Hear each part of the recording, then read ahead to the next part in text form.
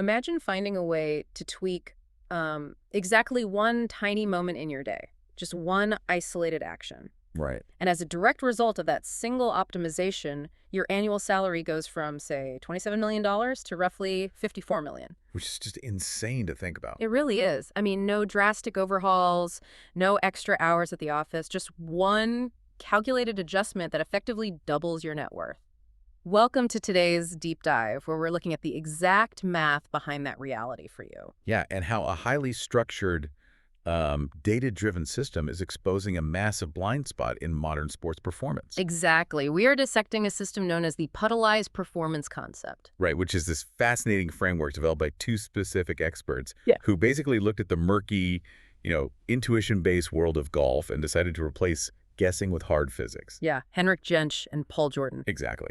Henrik is a PGA professional with, over 40 years of teaching and playing experience. And Paul brings a PhD in physics and a deep background in data science. A pretty powerhouse combo. Oh, absolutely. And together they've essentially created a blueprint that proves, without a doubt, that distance control on the putting green is the single most valuable scoring factor in the entire game.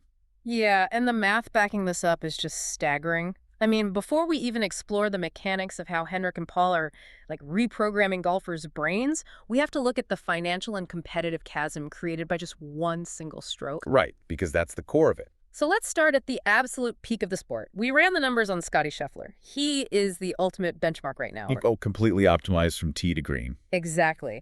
So in his 2024 to 2025 run, he pulled in roughly $27.6 million in actual earnings. Which is a fantastic year by any metric. Yeah. But the underlying data reveals something astonishing. Yeah, break that down for us. So improving your game by just one stroke per round equals exactly 4 strokes per tournament. Right. And at the elite professional level, 4 strokes is a monumental gap.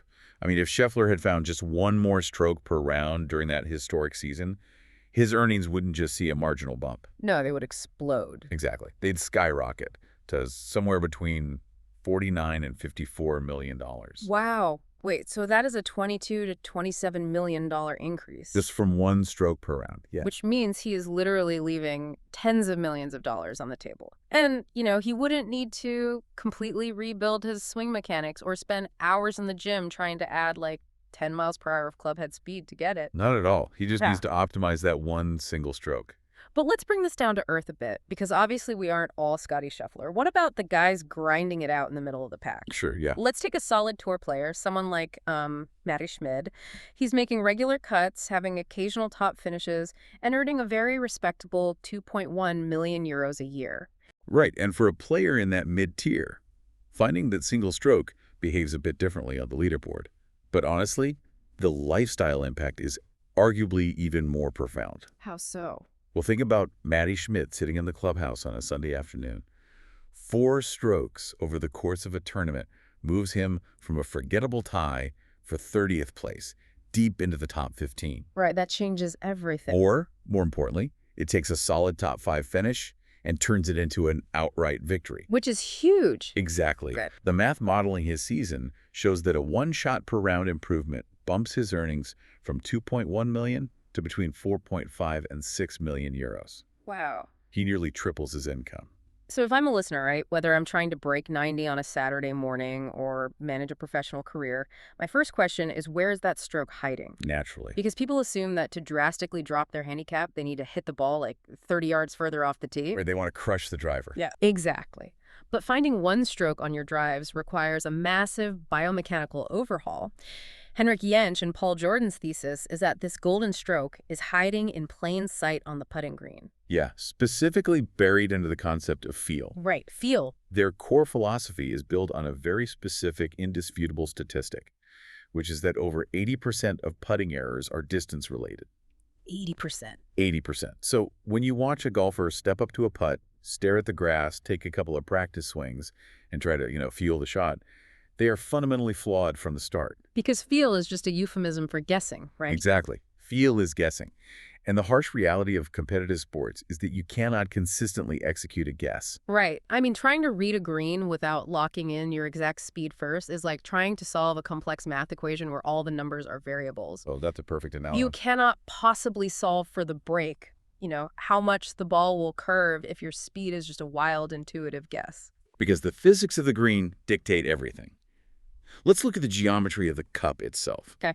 A putt hit with the perfect line, but the wrong speed is a missed putt every single time. Right. If a ball rolls too fast, the physical hole actually shrinks from the perspective of the golf ball. Wait, hold on. Let me stop you there to make sure we are crystal clear on the physics for everyone listening. Sure. When you say the hole shrinks, you mean that if the ball is traveling too fast, gravity just doesn't have enough time to pull it down into the cup before it crosses that 4¼ inch depth? Precisely. Yeah, the speed overrides the brake, and the momentum carries the ball right over the edge of the cup, just blasting through the slope you spent 3 minutes carefully trying to read. Ah, that is so frustrating when that happens. It really is. The ball effectively only sees a fraction of the hole's diameter. Okay, so on the flip side, what happens if the ball rolls too slow? Gravity takes over entirely.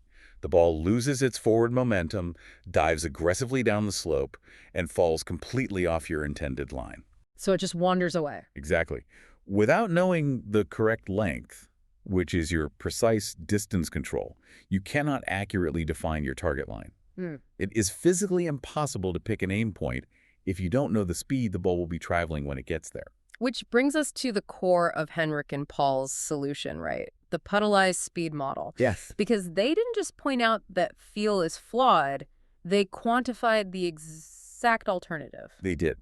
Their model establishes that the ideal target speed for a ball arriving at the hole is roughly 1.0 miles per hour. Okay, 1.0 miles per. Right, and in terms of rotation, that equals about 3 to 4 revolutions per second, or ARPs, as it reaches the cup. And that 3 to 4 ARPS metric, that's basically the holy grail of distance control, isn't it? It absolutely is. At that specific speed, the ball is carrying just enough forward momentum to hold its line against minor imperfections in the grass, like, spike marks or footprints. Right. But crucially, it is moving slowly enough that the hole maintains its full, effective 4¼ inch diameter.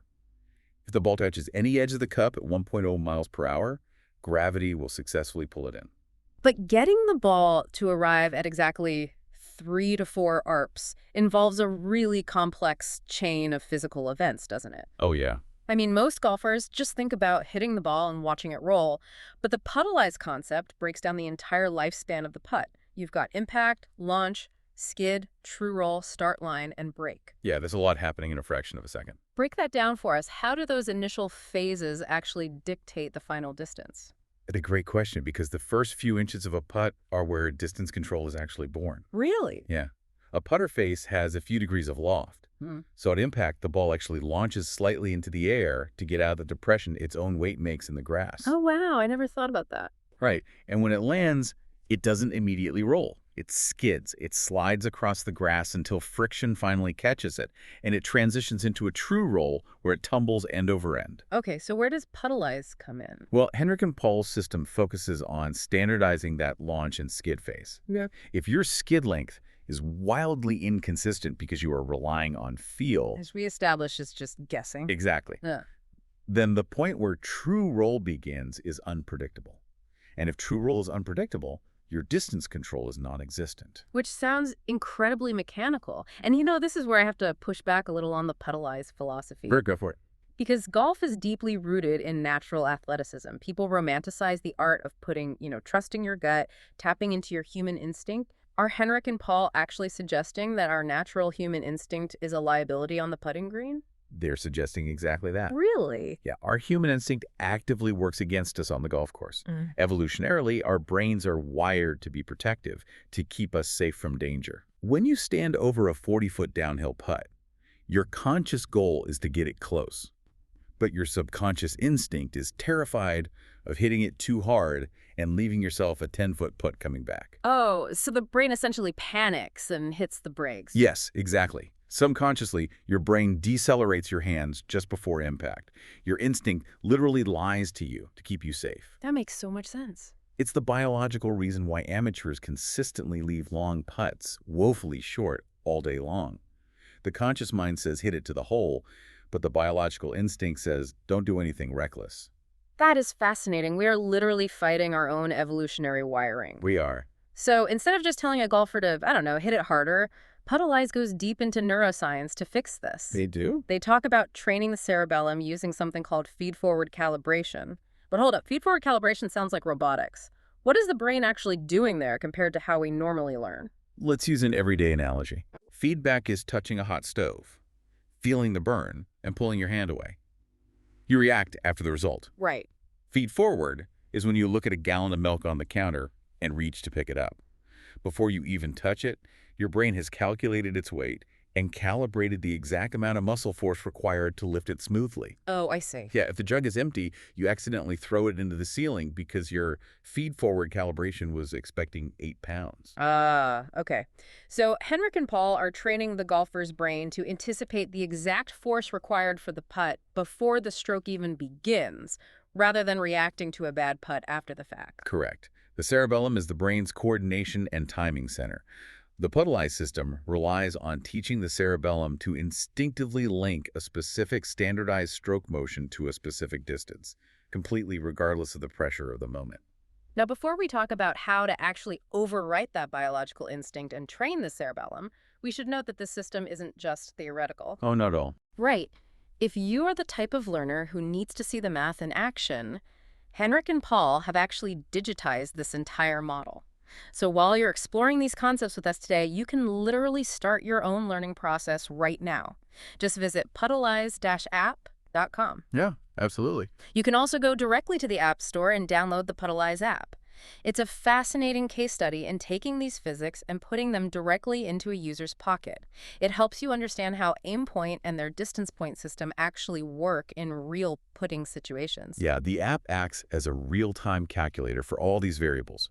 It helps you recognize how different green speeds directly influence your distance control, your break, and honestly, your overall decision-making on the green. That sounds incredibly useful. It is. You just input the speed of the green, say it's rolling at a 10 on the stimpmeter, which is the tool used to measure green speed. Right. And the app calculates exactly what is required to achieve that perfect 3 to 4 ARPs at the hole. Okay, so let's get back to the actual human on the green. How do we rewire the cerebellum? So Puttalyze uses 3 specific progressive drills. Let's hear it. Drill number 1 is the core putt drill, which is all about daily neurological calibration. Walk us through it.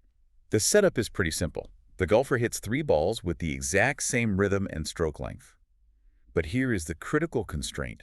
You must keep your head completely still and looking down at the grass. Okay. You are absolutely forbidden from looking up to see where the ball went until after the 3rd putt is struck. That sounds agonizing for a golfer. I mean, we're so conditioned to immediately track the ball. Why completely remove the visual feedback? Because of how our sensory systems compete, there's a concept called proprioception. Proprioception, okay. Yeah, which is your body's internal awareness of its own movement and position in space. The moment you look up and see the first ball stop short, your visual cortex overrides your physical feeling. Oh. Your conscious brain panics and interferes, trying to physically muscle the next putt harder. By keeping your head down, you starve the visual cortex. You force the cerebellum to rely entirely on proprioception. You store the green speed of the day purely through the physical sensation of motion and rhythm, establishing a pure, untainted baseline. So you're basically forcing the brain to trust the body. Exactly. So once you have that baseline, you move to drill 2, which is the instinct awareness drill. You set up a long putt, say 15 to 20 meters, and the instruction is simply to swing only as far as your instinct allows. Right. You are testing your natural biological response. And the result is almost universally the same, isn't it? The ball falls embarrassingly short. Yes, every time. And this drill isn't about trying to make the putt. It's an exercise in confronting your own biology. The coaching phrase Henrik and Paul use here is, short is correct. That's your instinct. Wow. You are exposing the biological lie. Basically proving to yourself with actual physical evidence that your brain is actively sabotaging you to keep you safe. Exactly. Which brings us to the final step. How do I overwrite that programming? Do I just consciously force myself to hit it harder? That is exactly what drill 3, the instinct override drill, requires. Using the exact same 15 to 20 meter setup, the golfer now deliberately swings beyond what their instinct tells them is safe. They just have to push past the fear. Yes. They consciously force a longer backswing than feels comfortable. They have to embrace the feeling of danger. And because they've measured it, the ball reaches the hole. It travels the correct distance, and the brain finally realizes that the dangerous stroke was actually the correct one.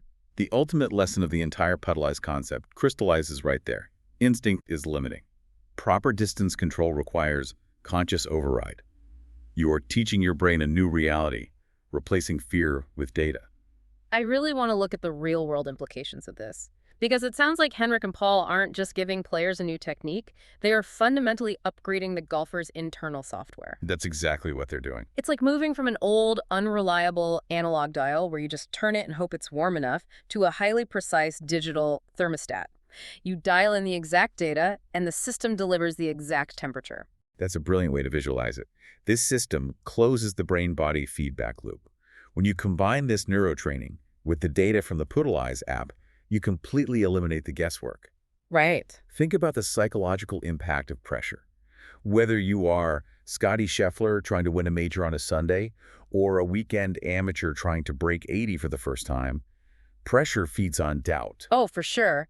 If you're standing over the ball wondering if you read the break right, or if you're going to hit it too hard, your muscles naturally tense up, your stroke breaks down. But when you replace that doubt with calculated certainty, the pressure simply dissipates.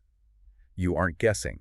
You know the physics. Right. You know that your calibrated stroke will produce exactly 3 to 4 revolutions per second at the cup. You have systematically removed the variables that cause anxiety. This represents a massive shift in how the game is taught, honestly. It completely connects elusive feel with hard, repeatable physics. It really is the future of putting instruction. Distance control transforms from a mysterious art form into a measurable, highly trainable skill. And Henrik and Paul's core coaching message boils this entire philosophy down to a repeatable sequence that literally any heavy golfer can follow. Okay, what is it? Speed, first focusing entirely on achieving that 3 to 4 tables. Then line, utilizing your aim point based on that specific speed. Okay. Then the stroke itself, trusting your feed-forward calibration. And finally, you verify your results with the app to ensure your perception matches reality. It's brilliant. If Scotty Scheffler is leaving millions of dollars on the table because his brain is occasionally lying to him about distance, imagine what your brain is doing to you on a 40-footer at your local municipal course on a Saturday afternoon. Probably costing you a lot of strokes. Absolutely. So if you are listening to this and you want to stop guessing and start executing, there are clear, actionable next steps for you. To learn more about the Puttalyze concept, you'll have the opportunity to join upcoming webinars hosted over the next few months. Yeah, and you can also send an email directly to the team to request more information. They actually offer the possibility to schedule a short Zoom meeting with them. Oh, that's great. Yeah, and during that consultation, they will explain exactly what the Puttalyze concept includes, how the app functions to calculate these physics in real time, and, go over detailed pricing and options. And make sure to explore their available learning formats as well. They offer a comprehensive Puttalyze online course that walks you through these exact drills. Highly recommend that one. And if you really want to optimize your performance, you can book personal Puttalyze coaching sessions directly with PGA professional Henrik Jensch and Paul Jordan. It is a direct investment in the one area of the game that mathematically yields the highest return on your scorecard. Exactly. It's about taking control of the variables you can actually manage, rather than just relying on hope. Absolutely. So we will leave you with this scenario to mull over. Right. The next time you are out on the course facing a terrifying, sweeping downhill 30-footer, and you inevitably end up leaving your second putt 5 feet short, ask yourself, did you really misread the break, or did your biological, protective human instinct just successfully override the physics of the green?